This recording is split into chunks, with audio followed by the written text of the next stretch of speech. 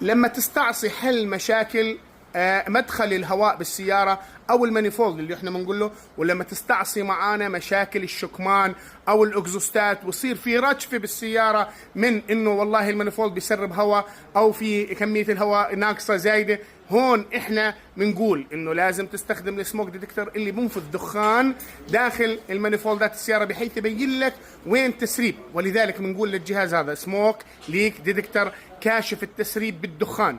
معناها انه انا بنفذ دخان من هذا الجهاز في هياتر حراريه داخليه، في بمب مضخه هواء تضغط الهواء داخل، يعني باي بايب مسكر، ممكن يكون حتى بايب التكييف في ناس استخدموه، في ناس استخدموه للايفابوريتور وهذا شيء جدا اساسي وممتاز، في ناس استخدموه للشكمان. يعني في اي دوره مغلقه في السياره انت ممكن حتى يعني خلينا نقول دورة سحب البترول من السيارة إذا كان فيها تنسيم وتنفيس ممكن أنت تضغطها بهذا، وهذا ميزته إنه بضغط ل 2.5 بار. يعني شوف 2.5 بار بضغط إذا كان محكم، معاه ربرات تحكم الإقفال وتشوف إذا في عندك تلييك وتسريب وتهريب بأي دورة، إن كانت مثل ما قلت لك دورة المانيفولد، دورة سحب الهواء. وكثير حلت مشاكل، يعني في ورش ما كانوا حتى ردوها للوكاله وما يعرفوا شو هي من الرشفه، ويلعبوا بالار بي ام ويبرمجوا، وهذا كان مشكلته. بس انه في تنسيم